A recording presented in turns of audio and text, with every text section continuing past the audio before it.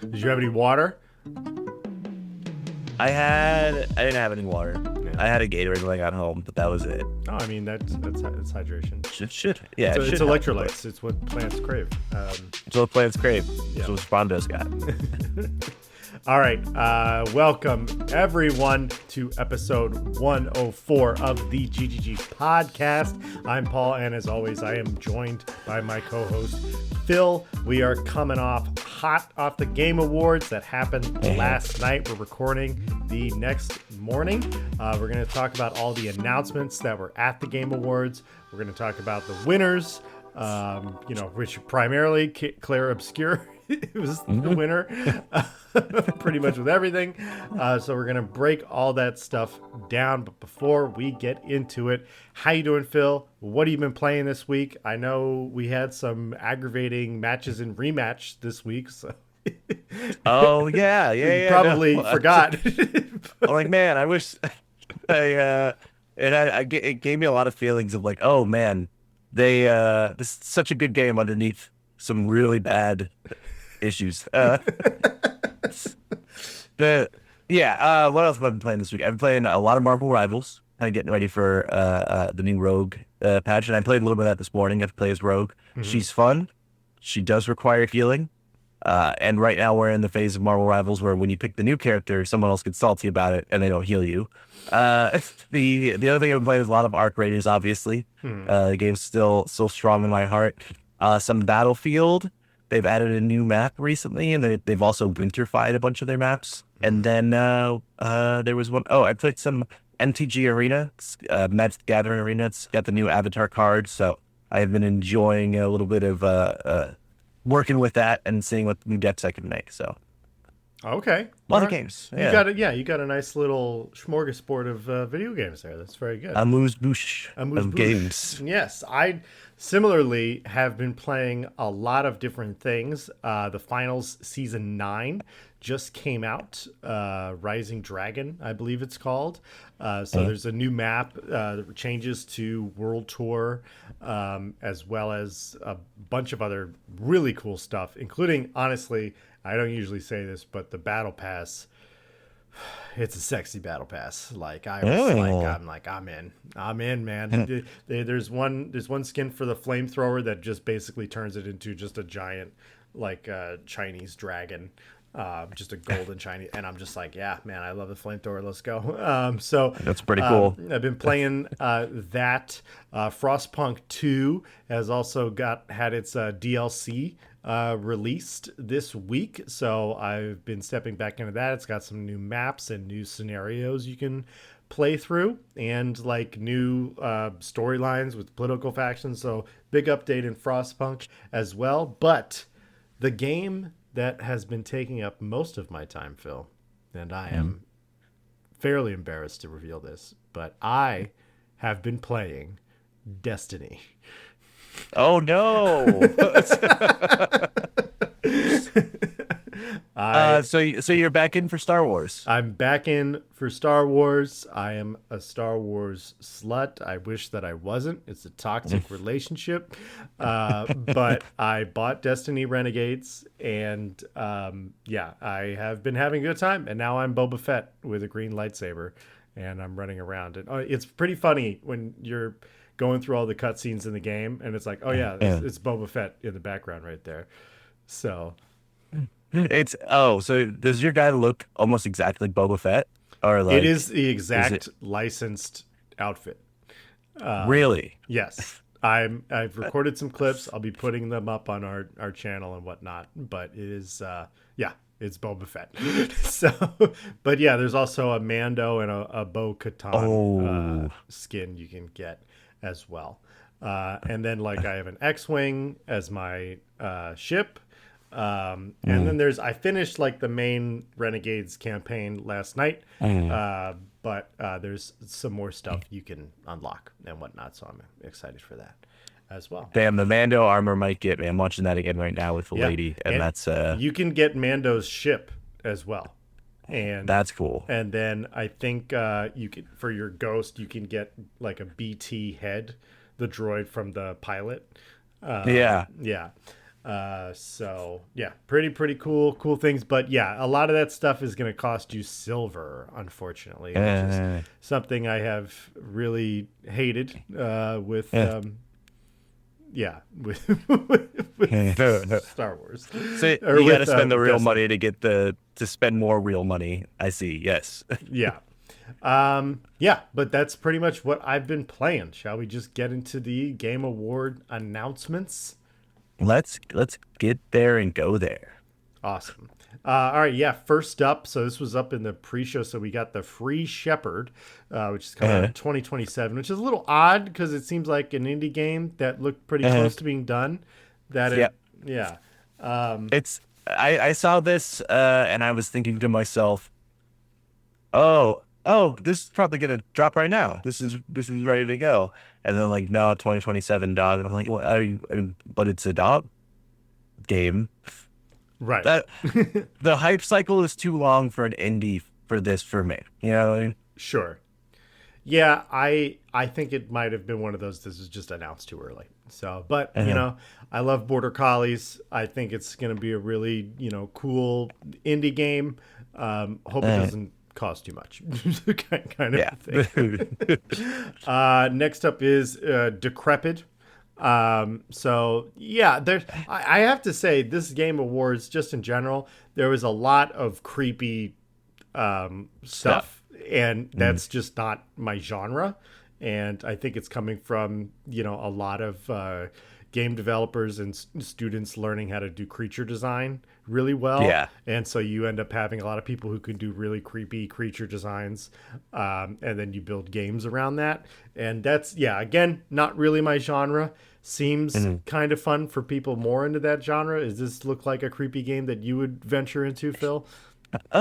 Maybe. I like this sort of. I feel like it's also in the list of like games that are kind of Skyrim-y, where it is that first person sword and board and magic perspective. I thought that there was a game announced a while ago about like a dude surviving a medieval zombie apocalypse. Has this been announced before or no? Decrepit? Yeah. I don't think so. I think this was a fresh announcement, but I do not know for certain. So Okay. there's a lot of announcements here. So I don't think I've seen it before. There's some games like Escape from Duck Off that we'll talk about shortly. It's like that definitely seemed like a game that had been announced before. I've heard of that one. Pragmata. I might be thinking of a game called Light that is like you play as a knight surviving it's like a survival crafty zombie game, and that looks I think sick. I know what you're talking about. I'm more excited for that. Yeah. That game has been on my list for a while, so I definitely think that's what you're thinking of. But all right, let's keep trudging through. So Audio Mech coming in 2025. I'll be honest. This looks cool, but I've just seen other games like this before. Yeah. So I wasn't really sure what was unique about it, other than like, you can put your music in. It's the creator of Audio Surf. I've played Audio Surf. I've played Audio Surf 2. I need to know what the difference is, other than it's like a side shooter thing where you're fighting your music. So or like I would have liked them to go from Audio Surf into like a similar genre, but maybe just a little bit bigger. And it doesn't really feel like they took a leap here. So I was a little disappointed to see that one, to be honest. Yeah, it sort of feels like a top-down like shooter mapped over with an Audio Surf layer mapped over it. I would put this in the this category of games. I'm not high enough for this, particularly yet. Yes, I can imagine a universe where I am playing this and having the time of my life. Sure, but all right. Next up, Escape from Duck Off. Seems pretty silly. I've always been very confused about what market, like what kinds of players are going to buy Escape from Duck Off. So like, I don't know if this is like just a silly fun game. Well, But so Escape from Duck-Off is 24,000 overwhelmingly positive reviews. Sorry, 24,961. So pretty much 25,000 overwhelmingly positive reviews on Steam. wow. Uh, it's kind of like Arc Raiders from the top-down perspective. You play as a duck, but it's all PvE. So I feel like it's people who were into Arc Raiders, people who were into like Tarkov, try this and they like, or try those and they like, maybe this is more their speed if they like the looting. Mm-hmm. And I'm a solid. I don't really love PvP in Arc, but this does seem pretty fun. Like, Yeah. yeah, it's only like $17 normally, down to $15 right now. So I think for a lot of people who tried those games, they're like, I don't like getting like just sniped out of nowhere. Try Duck Off. Yeah. And it seems like it's got a lot of character and like game going underneath the hood. So A little bit more casual, a little bit more about the fun. So makes a lot of sense. All right. Next up, Pragmata. This is a game that I think a lot of people are excited about. I don't care. And it's unfortunate, but it seems like they're taking like a lot of influence from several other games where it's like we're getting the Western influence of it's this older guy taking care of this little girl, and then we're getting like Death Stranding vibes in here, but it's high sci-fi. It's like I don't know what to care about. I don't know what to take seriously. Like, why is the little girl not dressed in normal little girl clothes? Like, like so this is just very much a game not up my alley. But maybe it's up other people's alley, and right on. But I know there's a demo, I believe, that came out today or something like that. So I believe the demo's live on Steam. So maybe it's a good game. Maybe I'm going to be proven wrong, but it's definitely not my genre. So yeah, there's it kind of reminds me of like Vanquish, if you remember that game. Mm-hmm. Yeah, I like Vanquish. I like Vanquish a lot, but that was more Same. high octane action. But it's definitely our similar art style. Totally. Yeah, I feel like this is like kind of aping that art style and like kind of trying to evoke those same things. But I do think, like, in terms of this little girl, too cute, too, like, it, and I say that not to be like, oh, she's too adorable, but, like, it is obnoxious to me a little bit of, like, she's got, like, the big sleeves, and she's always falling, trying to reach a watermelon as it falls off of a cliff. It just seemed a little, like, too silly for the tone if they're trying to, like, ape that Last of Us, older guy and like, right. Again, I'll try the demo. We'll see, but meh, indeed. All right. What is up next? So Solasta 2. So yeah, this is a turn-based RPG, fantasy RPG. Similar to Baldur's Gate, similar to Divinity, but not exactly the same. Ben Starr is one of the characters in this game, notable there. I never played Solasta 1, the first one. So this game was really not on my radar. I love fantasy games, so I might have to check this out, provided that it isn't 150 gigs like Baldur's Gate 3 is. So. Yeah, I will say Solasta was like, as I was watching, I was like, damn, this feels like another Baldur's Gate, which obviously is what they're going for. Yeah. But it was very visually impressive. Like, there's a part where you're kind of fighting this giant, like this two-headed giant thing, and it looked pretty incredible. If the tactical like gameplay and sort of addictive choice stuff is there, cool. It does seem like a little bit more of an on-rails version of Baldur's Gate, just based on like the events in the story. Yeah, but I mean, with Baldur's Gate, you can go any which way, so that might be a good thing, and might save the developers a couple of years of development, a couple of years of their lives. Yeah, if it's a little bit more on the rails, so I'm not going to hold that against them.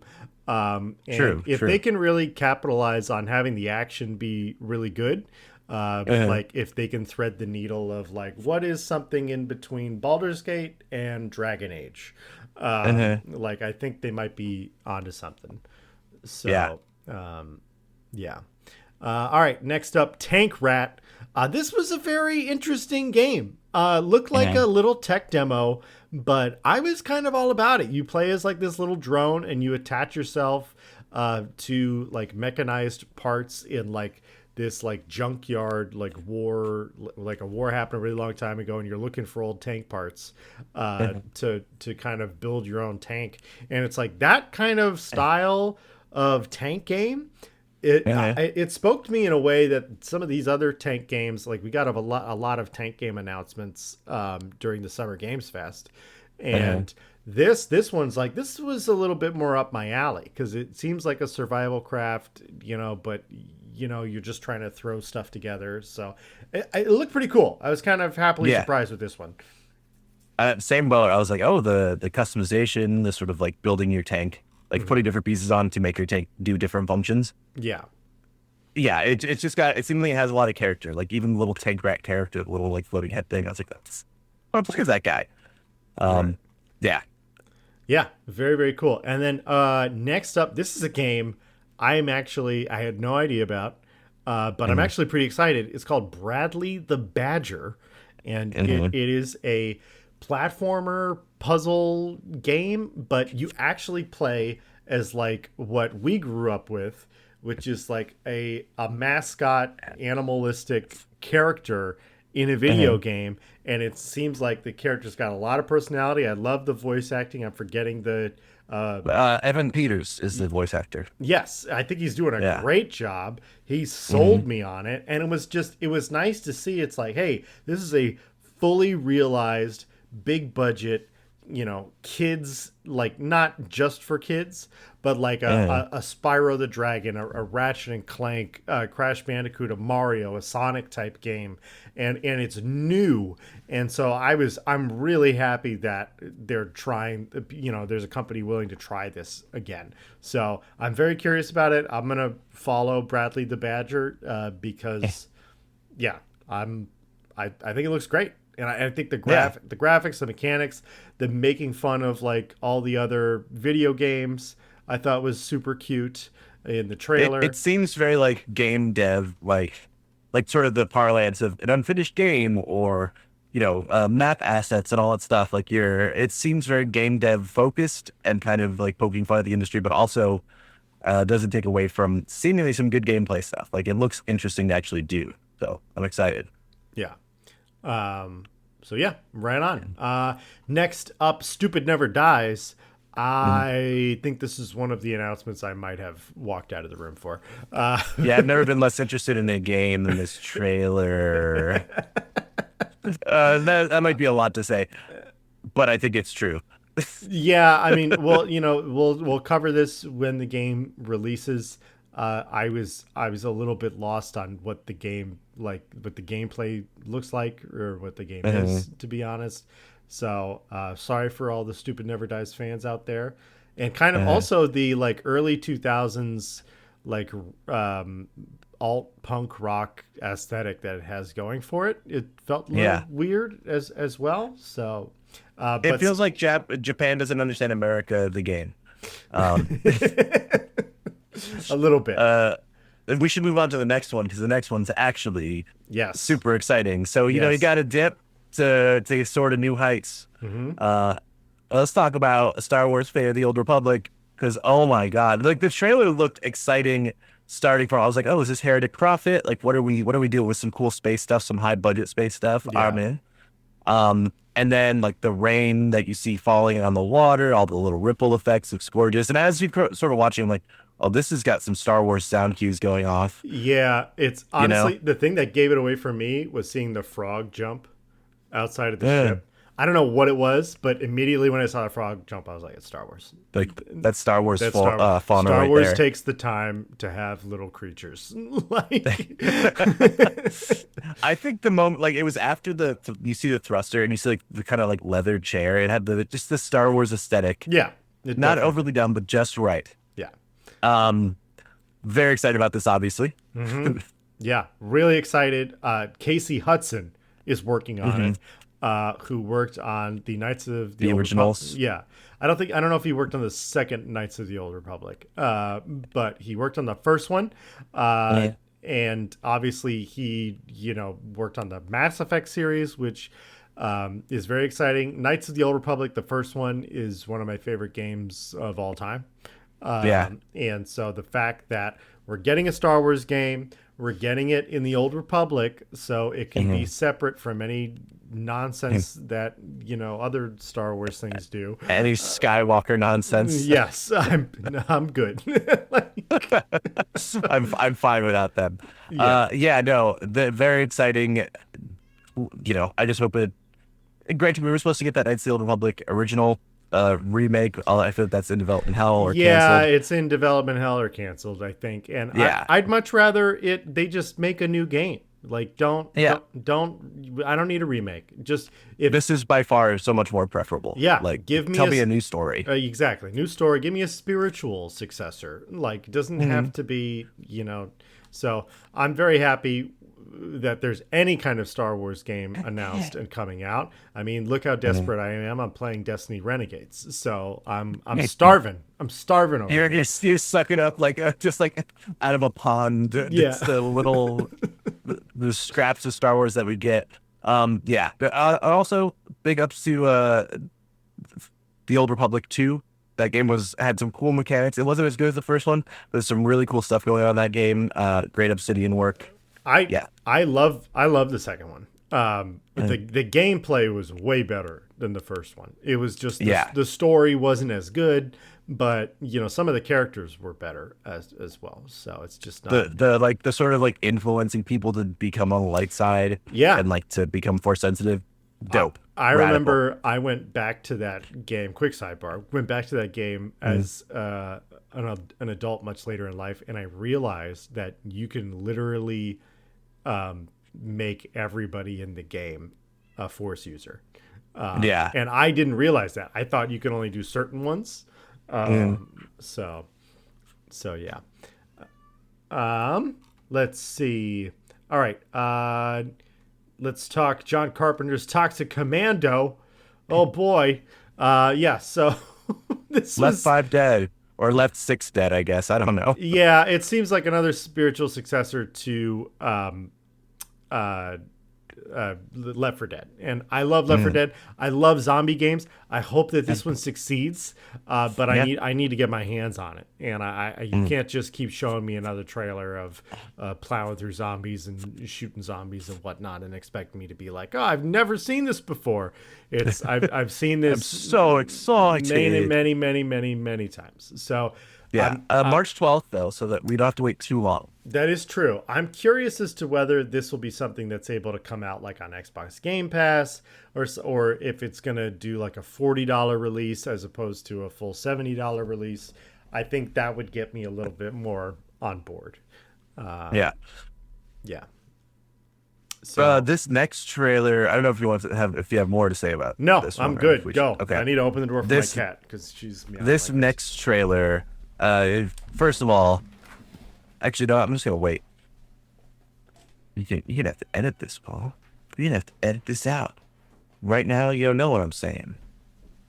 Then, I just decided to wait. This next trailer looks. Well, it was kind of mind bending in terms of the visual acuity of it. I was kind of guessing the whole time. The fact that they begin with people getting yanked out of the audience.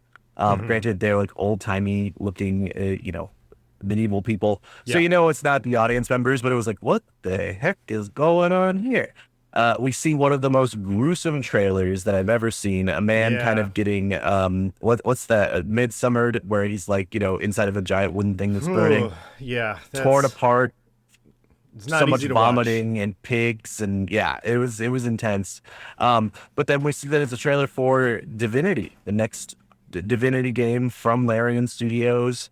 Extremely exciting. Divinity, I feel is where their heart is at. Baldur's Gate was a passion project for them for sure, but they've been working on the Divinity series for so long, and I feel Divinity set the steps in motion for them to get to where they were with Baldur's Gate.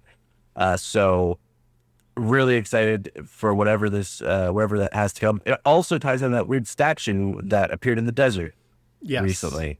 Yes. So Yeah, very cool statue, super cool presentation. It was a bit grotesque for me, to be honest. Yeah. Like, I was very uncomfortable watching that. And Mm-hmm. I think that kind of goes along with a lot of the trailers that we got. Like I said earlier, it's definitely like a really creepy vibe. That. So I was not really into it. That being said, I know a lot of people who really like the Divinity games. Yeah. And so, like, seeing that Larian is still going to be working on a Baldur's Gate-esque type game, I would imagine that Baldur's Gate fans would be excited for that. And I would also imagine that Divinity fans would be excited for that, because I think that Baldur's Gate 3 really came a long way as far as some of the gameplay in Divinity.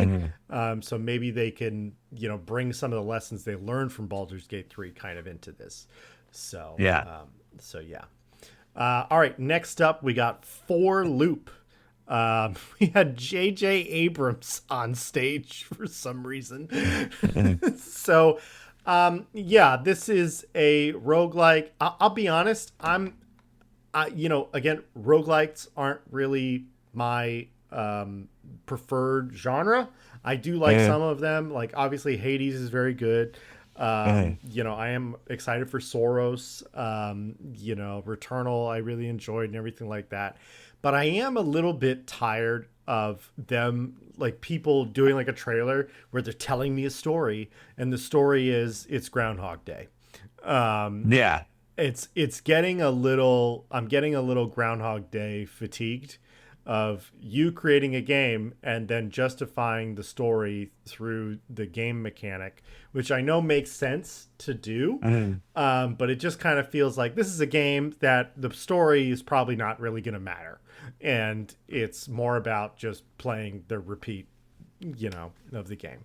So Yeah, the live die repeat story, I think, can be clever, but it's also just been done so many times that at this point it's like, okay, well, maybe figure out a different reason why I keep coming back, or like, if you want to explain that, or maybe we just don't need to explain it.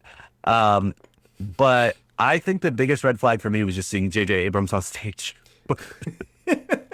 Well, I mean, we got we had so many big names on stage. Momoa was on stage. Like, Jeffrey Wright was on stage. We had a lot of big names. So I get it, sort of. But yeah, JJ Abrams is like, what are you doing there, man? Did you really make this game? Did you like come in for a consultation once and now you bought part of it? Like, I also gotta say, it feels very like Helldiver adjacent. really? Like the sort of, yeah. And it's like, Sony, this is yours, buddy. What are you, why are you doing another one? But the more the merrier, I suppose, especially if it's good. Yeah, I also have to say, Phil, I don't know if you heard undertones of this when you were watching the entire show, but when people would talk about what platforms their games were on, they said PC and PlayStation. There was no mention of Xbox, even for games that I know are available on the Xbox, but nobody was saying that. And that was kind of weird for me. Yeah, Like, I feel like the entire company, the entire games world is just like, yeah, PC's Xbox now. Don't worry about it. yeah, same difference. Like that. Yeah, I totally think that's what's going on. All right. Okay, this is an indie that I was actually really interested in. It's called Coven of the Chicken Foot. I thought that this looked very interesting, very unique art style, very like Ghibli-esque art. I would say it looked more Ghibli-esque than Legend of Zelda does. So, like, I thought the art style was really cool. It really looked like a game that I'm like, oh, my partner would be super into this. And I probably will too. So I think it has a really unique look. There's not a lot of games that make you play as an old lady. So That's my favorite thing about this. I remember seeing them like, an old lady protagonist? damn. I haven't done that since Watch Dogs 3. But I don't know if you remember Watch Dogs 3, where everyone, like, you would die and then come back as a new hacker. Yeah, Watch Dogs Legion or whatever. You could pick Legion. anybody. Yeah. Yeah, not great, but this looks intentional, so I'm excited about it. Any game where you have like a big fluffy monster that you just like communicate with and hang with, I'm in. You got me. Yeah. Should we talk about Ontos next? Yes.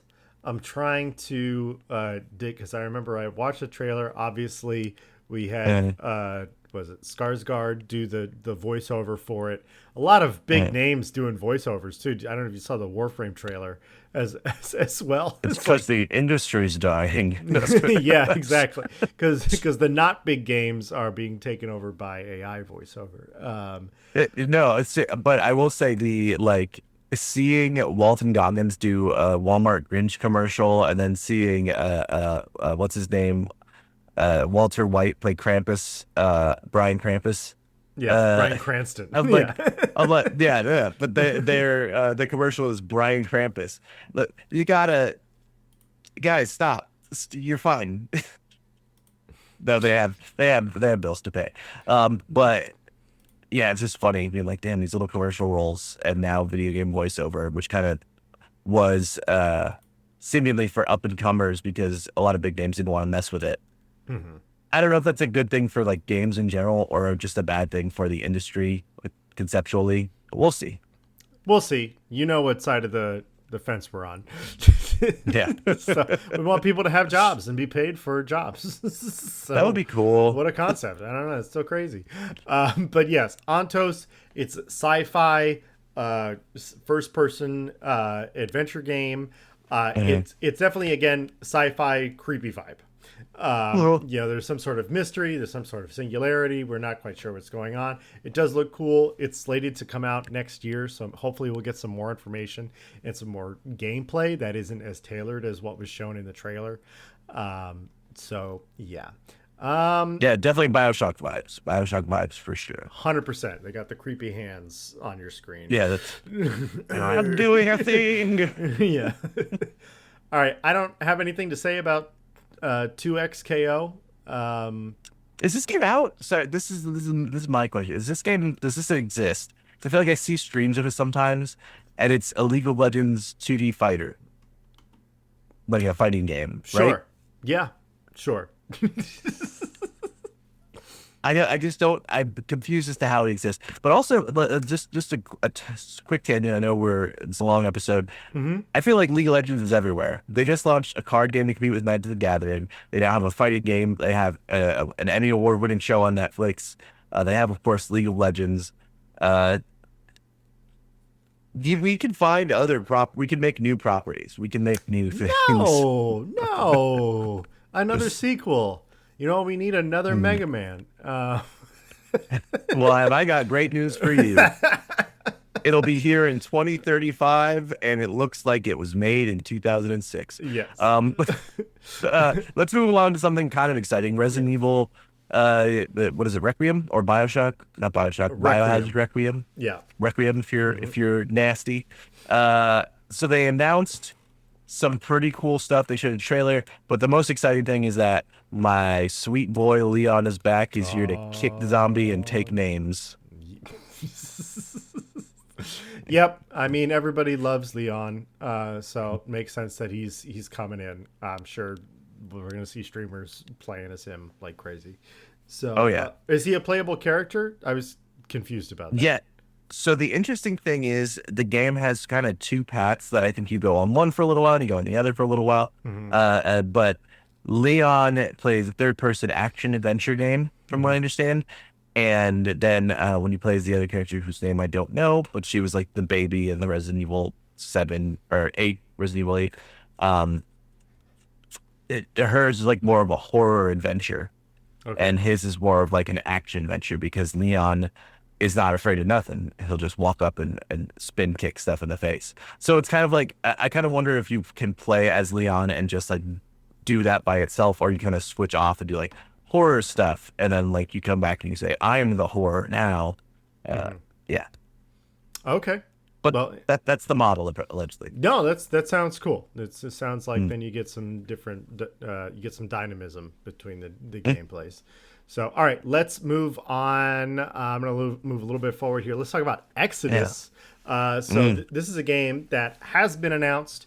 We've known that Matthew McConaughey has been attached to this game. Immediately, Phil and I talked about this before we started recording. Immediately, we're getting vibes of Mass Effect. It definitely seems not as futuristic as Mass Effect, but definitely same genre, like open universe RPG. So I'm really curious and excited about this. And frankly, I think if this game can come out before the next Mass Effect, because apparently the next Mass Effect is in production, they will eat Mass Effect's lunch, because it's the only people who know about Mass Effect are people our age or people who bought the Legendary Collection or like watched a streamer play through the Legendary Collection or something like that. So like Mass Effect, great series.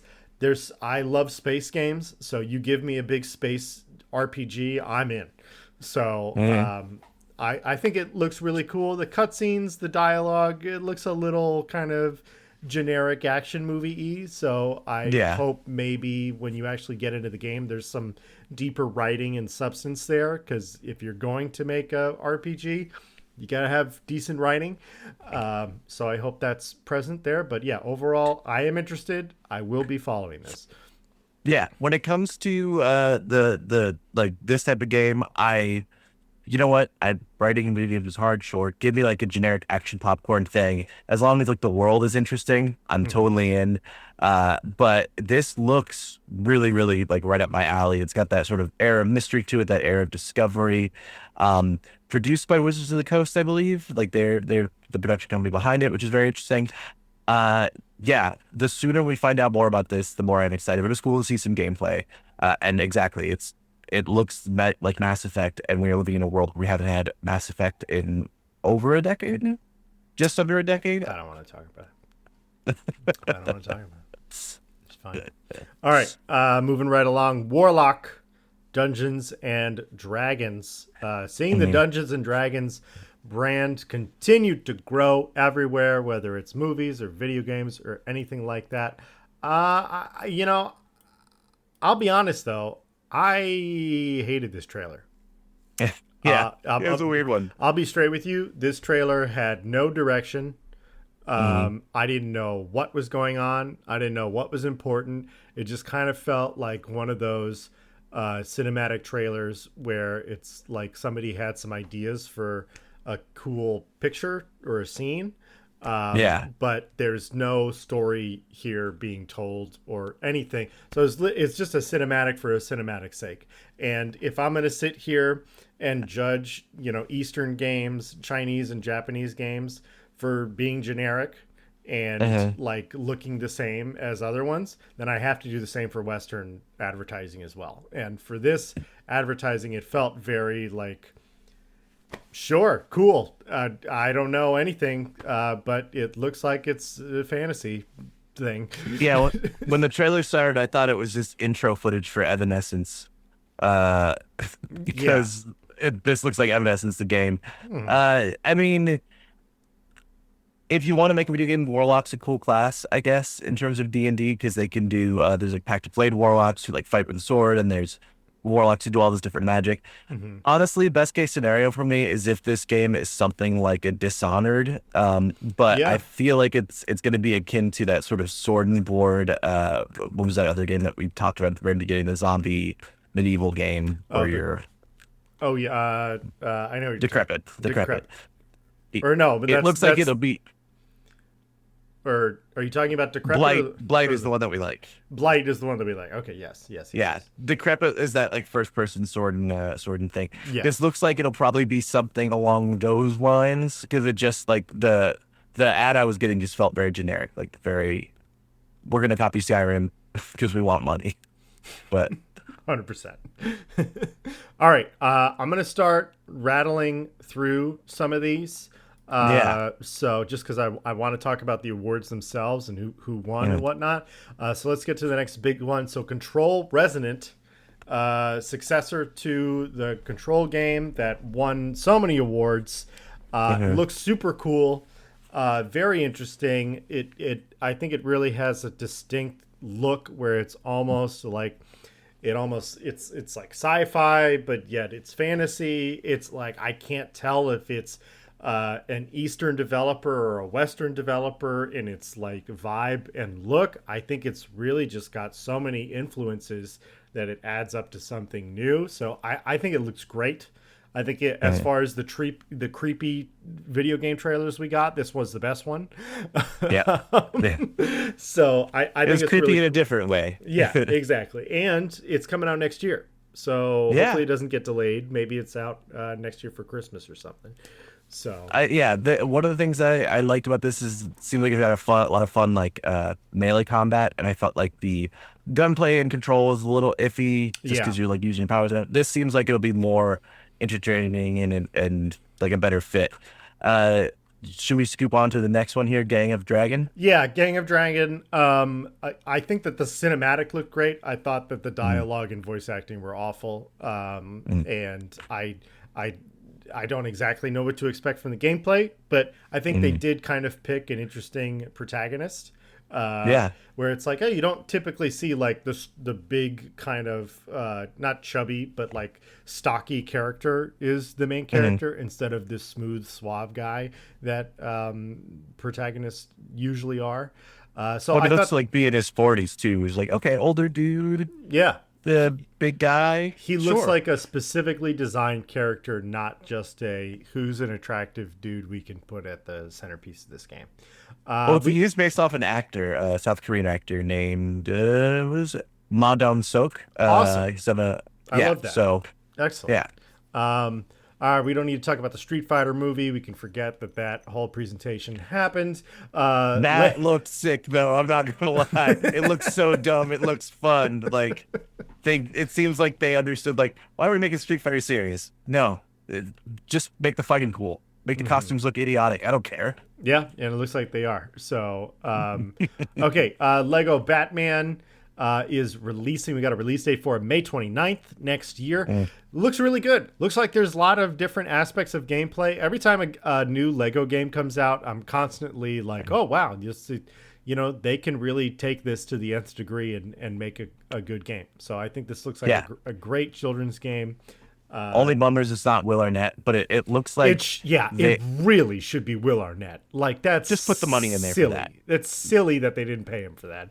So, but it does look like an Arkham, like a Batman Arkham game, just in Lego, which is pretty cool. Much like Lego Batman the movie was all about paying homage to everything that Batman was. Yeah, this seems to be like doing that for games. So great.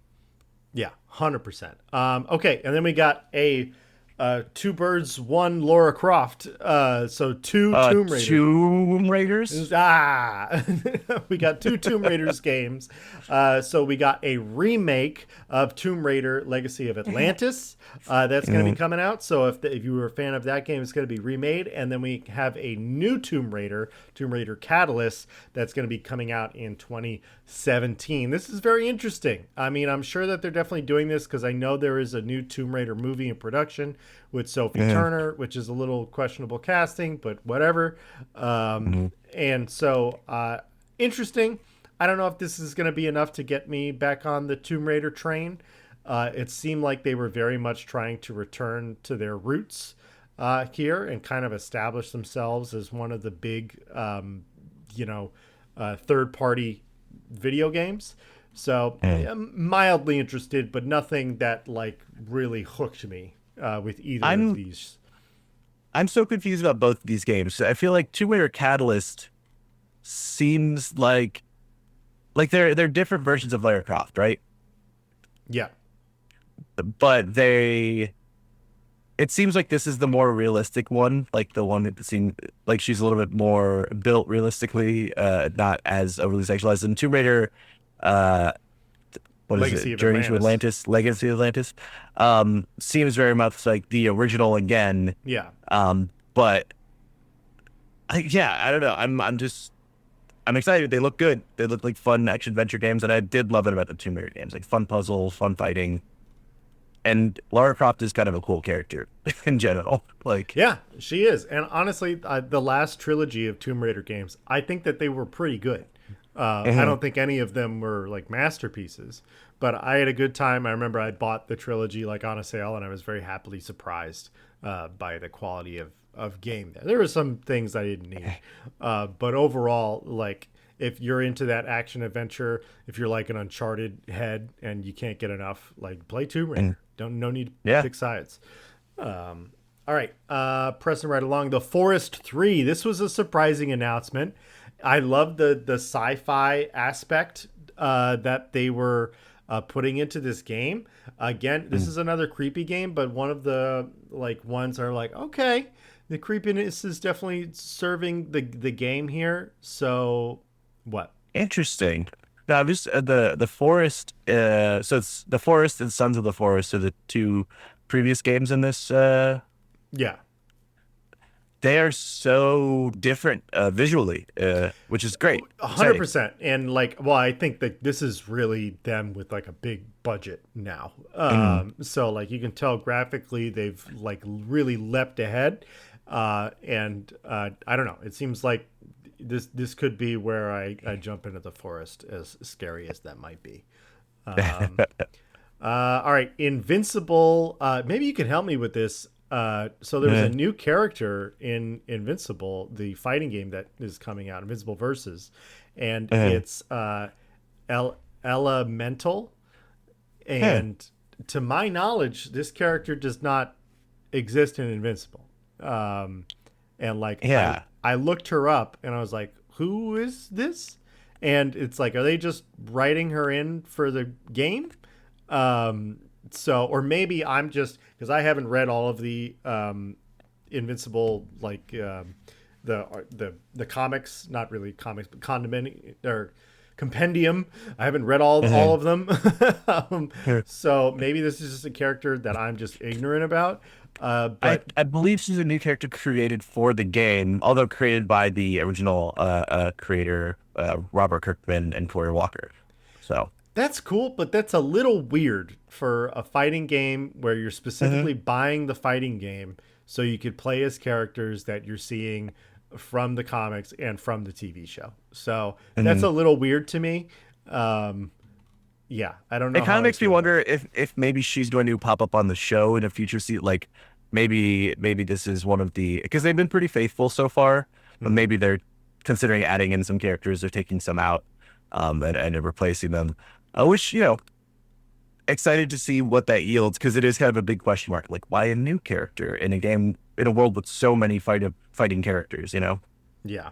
But okay, we're gonna skip through some more of these. Yeah. You can find all the announcements online. I'll post a link in the description if you're watching this on YouTube. I'll also post one if you're watching or you're listening to the audio version as well. You can check the description there. But let's move forward. So Diablo 4, Lord of Hatred. So new Diablo expansion coming out along with the Paladin class coming to Diablo, a much requested class, something I've been wanting to play as in Diablo, and I believe the Paladin class is available now. Really? Although the actual DLC is not coming out until April. But if that's wrong, they have been advertising it wrong, because I watched the presentation. They said you can play as the Paladin now. And then I got an email from Blizzard being like, play as the Paladin now. So should be able to do it unless they're really lying about it. Did you find out something, Phil? It looks like you can play as the Paladin today if you pre-order the upcoming expansion. So you do have to pre-order the upcoming expansion, which is something that makes I guess. Sense. That makes sense, and because they probably want you to you got to level him up before you can get to the DLC anyway. So this gives you an opportunity to do that. I've been thinking about playing Diablo again, so cool, fun. Yeah, maybe. Yeah. I'm much more about the Paladin than the Witch Doctor class that they added. It's not exactly the Witch Doctor, but you know what I mean. Kind of. Okay. Deadpool is joining Marvel Rivals next season. So that is very exciting. We just got Rogue in the game. Phil, you've just been playing as Rogue, and now we're going to be getting Deadpool. That's awesome. And because Gambit and Rogue are a support and a tank, I think it's pretty safe to say that Deadpool is going to be a DPS character.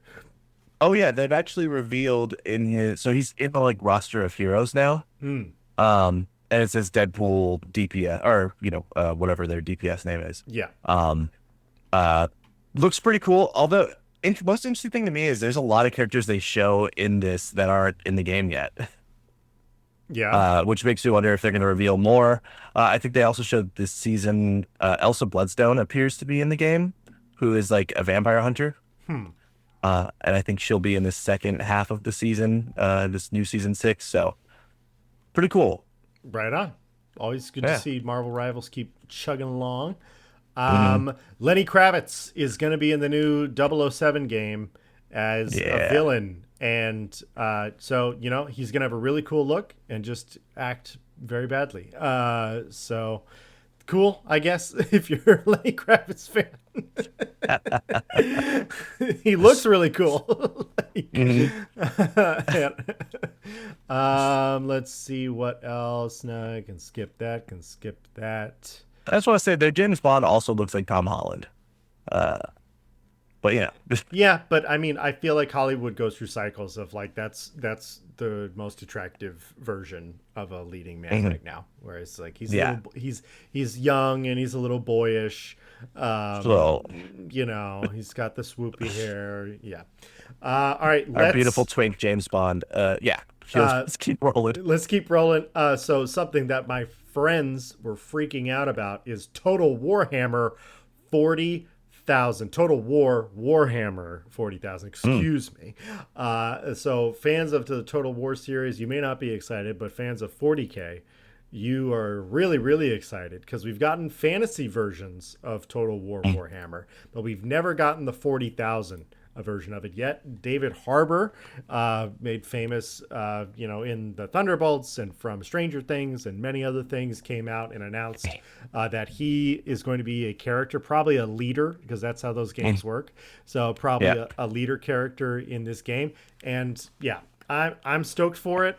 Total War, if you want to get me into it, give me some space sci-fi battles, and this is exactly what it's going to give me. So, and this one looks different enough from the other Total Wars to be like, okay, this is something worth checking back in if you didn't like Total War. And like, especially because now if it's 40K, it's like, and they showed a bit of the gameplay and like the overlay of like you're attacking planets now. So it's not just like you're fighting over this continent on a planet. And so it's really going to change how Total War works, because you can hold, specific planets, as opposed to it being on a set map and everything like that. So very, very cool. Next up, Star Wars Galactic Racer, something I really did not see coming. Everybody was like, oh my God, it's a new pod racer game.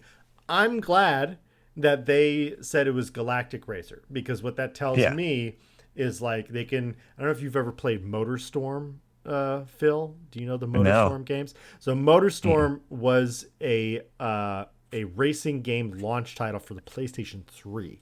And it had a sequel that I think it had several sequels. But it was basically, the second one was really, really good in that it was a racing game, but it let you play with all kinds of vehicles. It's like, okay, you can race with a motorbike, or you can race with an ATV, or you can race with a monster truck, or you can race with a sports car. And so like, that's what, with them being specific to making it Galactic Racer instead of Pod Racer, and in the trailer, it's like, okay, so you can have speeders and pod racers, and so you could get different variations of vehicles, which I think is how you expand a pod racing game. So I'm super excited about it. I would love to have seen some gameplay, but yeah, super pumped. But I don't know what else there is to like hit from this list. Phantom Blade Zero, people are really pumped about. So I think that's a big announcement. We got a release date, so we might as well mention that. September 9th, next year, 2026, it's going to be coming out. And then Mega Man 12, going to be coming out in 2027. And then, we should hit on High Guard.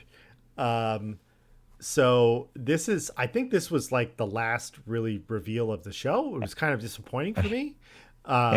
So the people who worked on Titanfall have been working on a multiplayer game, and you know what this looks like to me, Phil? Concord. Skyrim?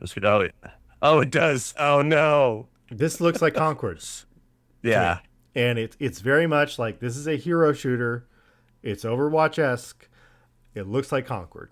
And so I'm a little wary of it. I didn't really, here's the good news. It comes out in a month, basically, January 26th next year, and it's free to play. So, Okay. I think that's already what Concord should have done, is been a free to play game. So It's a raid shooter. Interesting.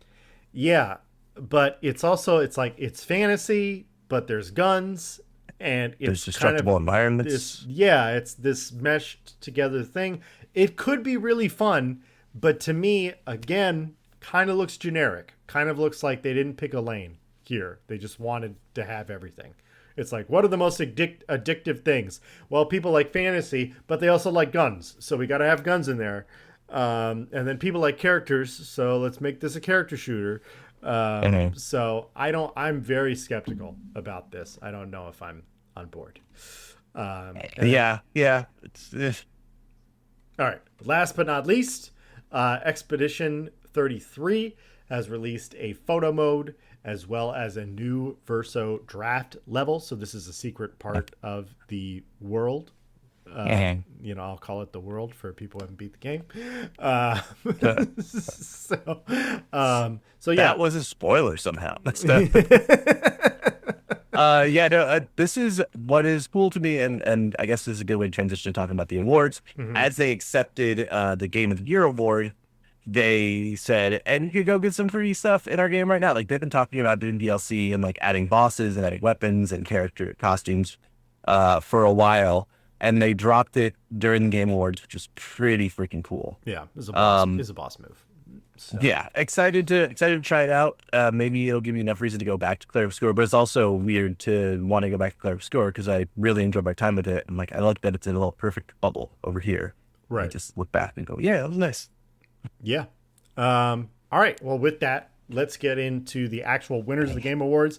We're not going to go through the list of all the winners. Let's just talk about some of the notable ones, our general impressions. And we're already talking about Clair Obscur Expedition 33. So let's just start there. Obviously won Game of the Year, and it won 9 awards at the Game of the Year's, at the Game Awards, completely sweeping everything. And I'll be honest, I agree with Game of the Year. And I agree with a lot of its wins, but I don't agree with all of them. I have like 3 particular other categories that I'm kind of like, I feel like it didn't deserve that one. And maybe I'm just being like a naysayer. But again, look, I love the game. I love that it won Game of the Year, but I don't know that it needed to get 9 awards. I think it could have been fine with getting 6 of them. So I think, I think it's safe to say Clair Obscur won the Game Awards because no one has ever won 9 things at the Game Awards. But I think I think I have trouble. Like, which one would you change? So, maybe game direction for me, but I also none of the other games are. I'm like, oh yeah, the game direction was better. So I mean, for me, I would say the ones that I think it should not have won are game direction, best narrative, and then something I have a problem with is there's 2 categories. There's best independent game, and then there's best indie, and it's like, and it won both of those, and so I don't really feel like that categorization of Clair Obscur is appropriate. It's like, if you want it to be best independent game, that's fine, but you don't give it best indie as well. Like, you have other great, like you have Blueprints, you have Dispatch on that list. So, and then there's best. Which one's best indie, or who's in? Because I see best independent, but I don't see best indie on here. If you keep scrolling down, I gotta keep scrolling down. Yes, it's under community support. Yeah.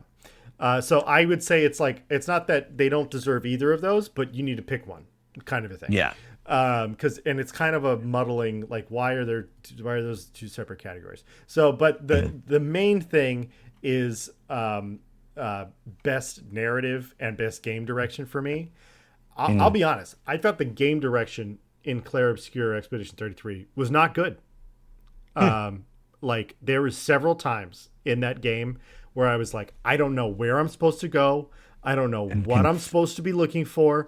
I don't know where, like I've heard about these side quests that I'm supposed to be doing, and like I'd keep getting lost and like confused because of how elaborate and beautiful the world is, which is like why like art direction in one art direction, totally fine with that, deserving of that.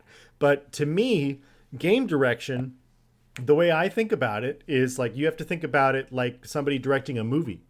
And it did not have, in my view, like a good direction of game. And this is one of them that I would actually give to Ghost of Yote, because I think Ghost of Yote did something that no other game has ever done, where it's like it directed me into certain paths. And no matter where I went, I always found something.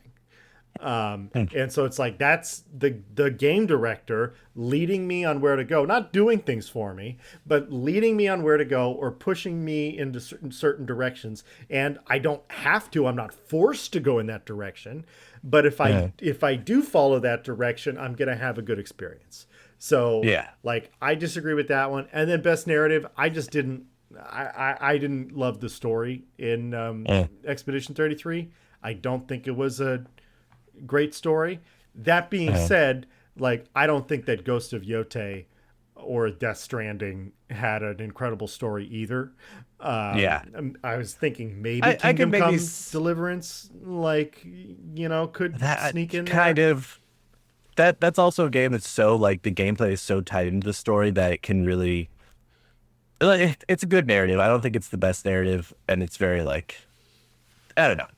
That's weird. Maybe I would give that to Ghost of Yote because I feel like the narrative was like very emotional and like strong. Like I felt wrapped up in that story. Yeah. But also I think Clair Obscur kind of took me there.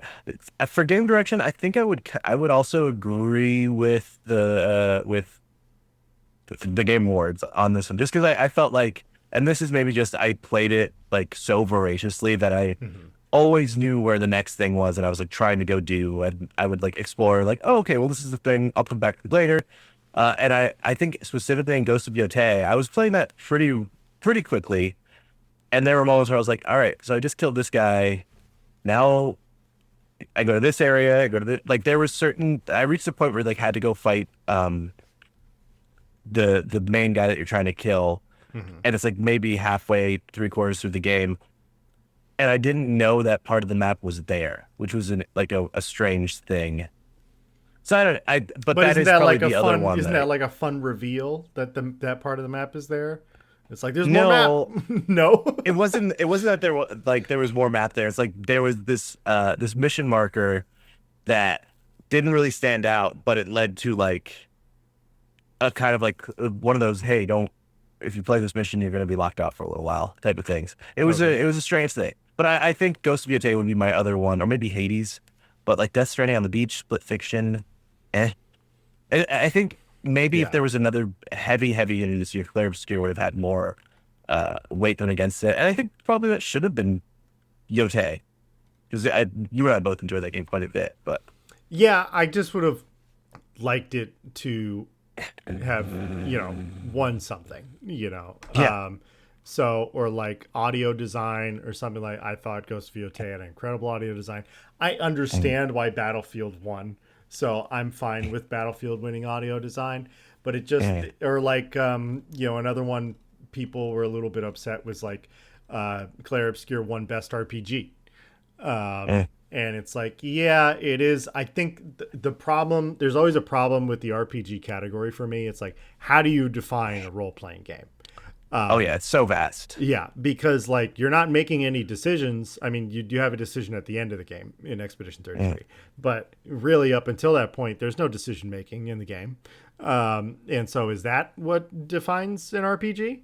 But when you think about the gameplay in Clair Obscur, well, it's like, it's classic RPG turn-based combat gameplay. So, I mean, they have their own spin on it and they have a lot of unique things going on. So, but that makes it very much like an RPG. But I think that people were a little bummed that Kingdom Come Deliverance didn't win. So I think if you're a hardcore RPG fan, you're probably up in Kingdom Come Deliverance 2's business. So but I feel like that's definitely Western RPG versus Eastern RPG. Because if you think, when I think of RPG, I tend to think of like Final Fantasy or like turn-based, like old school style, which had very little story choice, but you were just on this adventure with this character. Totally. You know? Totally. But then like both of these are Western games. So it's like, True. So I get what you're saying, but like when I hear role playing game, to me, there has to be some element of decision making in a role playing game.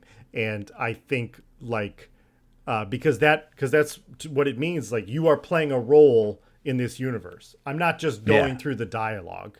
Like the Witcher is an RPG. Dragon Age is Mass Effect is an RPG. Those are games that you make decisions. So the Outer Worlds 2 is a good example. Very of much, an RPG. But I think they're also like they are newer RPGs than like the old. I feel like Clair Obscur is very much like early 2000s. Yeah, when you think of RPG, before the decision making was really a thing. Yeah. Donkey Kong Bonanza got a win, which I think probably deserved. Yeah, best family game for them. Sure. Yeah, absolutely. Let's see. Doom the Dark Ages got innovation and accessibility. That was out of left field for me. Like I almost sent this message to you, but I felt bad sending it. And I was like, I wear glasses. That game was inaccessible to me because of how dark it was. Like on its base setting, it was already kind of inaccessible. But good for them, I guess. Accessibility is important, and I'm happy that people are paying attention to it. But its base level is just not that accessible because it's like, what's going on in this game? Yeah, it's a pretty grainy game. Did you see that Rematch got nominated for best sports racing game? Best sports racing game? Sports/racing. Oh, / racing. It's one category. Hey, if their network issues were a little bit better, they might have beat Mario Kart World. But well, we'll see. Season 2 is coming out soon, and apparently they're going to rework some network things, and there's going to be new moves that you can do in the game. So they're actually adding. That's nice. A question for you about best strategy sim game. How do you feel about Final Fantasy Tactics winning that? I don't really see a better game on the list, to be honest. Civilization 7 is not a good Civilization game. It's not horrible, but I like Civilization, so I'll give it some space of it not being perfect. But it's not great. Jurassic World Evolution 3, all the reviews are saying it's great. It's just more Jurassic World Evolution, though. Yeah. And then the other ones I'm pretty unfamiliar with, to be honest. Is there one that stands out to you? I don't think so in particular. Maybe 2 Point Museum. I played a bit of the Altars, but I was like, I don't think this is for me. I just think it's interesting that Final Fantasy Tactics, the Idolize Chronicles 1, because it is a remake, like reassembly of some old games, which is always kind of like an interesting thing to me. Yeah. I think there's just not a lot of games in that genre that came out this year, is the thing. So I think it's just kind of a weak category. I'm curious next year to see if the Game of Thrones strategy game comes out, or if the Total War 40K will be good, something like that. That would be sick. So that'd be very nice. Quick shout out. Want to shout out best ongoing game, No Man's Sky. Let's go, people. I've been talking about it all year. And, well deserved, because all of the updates have been for free. All of the stuff you can get is earnable for free in the game. Like, I'm busy over here. I'm playing Destiny Renegades, and they're charging me at like $5 a ticket, like for every little thing I do. So it's good to see a game that it's like, as long as you buy the base game, you have access to everything that you want. Everything in there. Yeah. The fact they beat out Fortnite is pretty impressive, because I feel like Fortnite was kind of the dark horse in terms of they add so much. Fortnite's great. It's hard to not root for Fortnite, to be honest. But that's, I think No Man's Sky really does deserve this win, because they fought back through so much to get to make their game a success, and it is reaping the rewards now. Yeah, no, pretty much everything. I don't know about Final Fantasy 14, not my jam, but Fortnite, Helldivers 2, Marvel Rivals, all great ongoing games. But I think that just speaks to how much No Man's Sky has put into the game and like made it evolve over the years. So Yeah. hell yeah. 100%. All right. I'm gonna throw some shade here real quick. Mhm. So there's best action game as a category, and then there's best action adventure game as a category. What does that Little mean? silly. What does that mean? What does that mean at all? Metroidvania versus not. That's it. That is the only. So Hades 2 is an action game, but Hollow Knight Silksong is not an action game? That's a good point. Yeah. Why is that not in the same category? And so what Hades- I think they did is Yeah. they just split this up so they could give one to Hades 2 and give the other one to Hollow Knight. One to Silksong. Hollow Knight. That Yeah, doesn't if make you any look at sense the- to me. The action games like Battlefield 6 maybe, Doom Dark Ages maybe, Ninja Gaiden 4, Shinobi Art of the Vengeance. Like these are not games that people played as much as No. they don't have that much in the conversation. Similarly, I think action adventure is a little closer because Death Stranding on the beach, in my opinion, probably should have gone to Ghost of Yotei because the action in Hollow Knight Silksong is just you dying. But No, to me, like, look, if best action game, I think you need to put Hollow Knight Silksong as a nominee, and then you need to decide, is it better than Hades 2? Which one Yeah. is better? Give that one the award. Action adventure game should have been Ghost of Yotei. Like, Yeah. I have no qualms, 100% confident in that. Like, out of this list of games, it's not even close. And it's not. I'm not saying Hollow Knight Silksong is not a good game. I'm saying it shouldn't be in the category. That's what I'm saying. yeah, I agree with you there. So, yeah, and so that stuff really pisses me off. But let's get to one that we definitely are going to agree with. Best multiplayer, Arc Raiders took it home.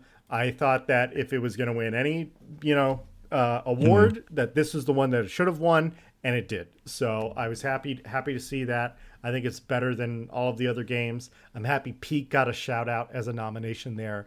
I thought that was really cool. I would have given. I don't even think they were on for sound design, but I do think their sound design was pretty incredible. Like it is pretty incredible. Like they had to pay so much attention to the audio in that game. Yeah. But it wasn't listed. So I'm glad that it got something. Hopefully next year it will continue on and get some more stuff. But yeah. Yeah. I think that's pretty much, the big ones. Community support, Baldur's Gate 3, that makes a lot of sense for all the, free patches and everything they've put out, and the level builders and everything. Makes a lot of sense with that. Happy. I guess I'm happy. Moist Critical got content creator of the year. I like that guy. Yeah, kind of a side. It's Dispatch didn't win anything, but Moist Critical. sort of. Yeah, your boy the Bat did. Yeah. Most anticipated game is just product research, and I hate it, but at least it's Grand Theft Auto 6 right now, because who's going to say anything besides Grand Theft Auto 6? Although it should be The Witcher 4. The Witcher 4 is the game I'm most excited about. I would say The Witcher 4. Yeah. I would say The Witcher 4. Yeah. 100%. But this is a nice, you're not getting any info from us for free, old man. Grand Theft Auto, whatever. You'll never know what game I secretly am most excited for. Yeah, did you see them trot out the head of Take-Two to announce an award? That was weird. Had nothing. He didn't say anything about Grand Theft Auto. He very clearly had not been public speaking for a very long time because he was very uncomfortable up there. I thought they were going to try not to fire half of the industry again. Ooh, shots fired. Okay. So Can't fire me, old man. I'm not getting paid. Exactly. Fire this part of the industry. Before we wrap up, because there was a lot to get through, we appreciate you guys hanging in with us. Are there, I guess, what was your general impression of this year's Game Awards? If you had to give it a letter grade. I was going to say out of 10, a solid 7. I'll say a C+. C+ showing this year. Yeah. Yeah. Nothing incredible. Yeah. I would 100% agree. I'm right at a 7. like about a C plus, because like I think there were some good reveals. We got reveals for some Star Wars games. We got a Total War reveal. We got some interesting indies to look at. So I think there were some good reveals here. My problem with the show is how long it was and how much advertising there was. And like, I get that you got to pay the bills and everything like that, but it just felt like there was a lot of commercials like built into the show when it's a show that's already an advertisement, and you're going to squeeze more advertising into it. So it was kind of a lot to sit through during certain points, and there'd be so I was a little sick by that. And then there was just a lot of smaller niche games that were packed into the latter half of the show that I felt like, I feel like this is something that should have been featured in the pre-show and not like right before you do Game of the Year. Yeah. So well, we talked about it a little bit, but like it costs like $1 million to put an ad for this game. Or to put your trailer, your ad in the show. 3-minute trailer costs $3 million. That's how Jeff's getting paid, baby. So. That's, good for Jeff. He's saved E3 by making an award show. But there's a couple things I was like kind of bummed that I need to see, like the new Assassin's Creed Black Flag remake. Yeah. Like we know it's coming. I kind of was hoping that Sony would kind of show something very interesting that would get us excited. Just even like, maybe they're saving it for one of their states of play coming up, but this is the big event of the year. And the major like take home I got was, okay, we're getting a new Mass Effect, not from Mass Effect, and we're getting a new Knights of the Old Republic or Fate of the Old Republic game. That's it. That's all I have to look forward to out of this, to a big degree. Yeah. So yeah, I don't know. It was again C+, 7. Sounds pretty good to me. And then I did have like problems with some of the winners, and I don't like the categories. And as I just went through with the best action game and then best action adventure game, or like also like for best action game, like I get that Battlefield is in there, but also it's like, why can't we have a best shooter anymore? Yeah. Like first it was best first person shooter, and then best third person shooter. Then it was best shooter. And now we don't even have that category of game anymore. It's like make more genre categories. That would be, I think here's the thing. Ultimately, we're going to do our Game of the Year rankings and awards later. Yeah. Award shows like this are kind of just nonsense. So that's really the long and short of it. It doesn't mean that much other than to give some people a clap on the back, and it's kind of a popularity contest anyway. So it's all anything is. So. Yeah, the categories are not super thought out, I feel like, as a result of that. 100%. Yeah, there's definitely been a lot of categories been added to just be like, oh, we need to do what streamers are doing, and so let's get the content creator things in here. And it's like, I feel like that should be its own awards show, respectfully, so we don't give like movie critics, they're not invited to the Oscars. So we should start doing that though. Yeah, it needs to be a separate award show. So yeah. All right. Well, we're going to wrap it up there. We were way over time, but there was a lot to talk about, a lot to break down. So thank you for joining us for the GGG Podcast, episode 104. We are going to be back next week. It's going to be our last podcast of the year. We're going to be doing our games of the year, and we're going to be doing a little bit differently this year. We're going to do genres so that I'm not just complaining about it, but I show a solution to the problem. That's right. That's right. All right. Make our own award show. It's going to be so much fun. Yeah. See? All right. I'm peacing out. Have a good one, everybody. I'll see you next week, Phil. Adios.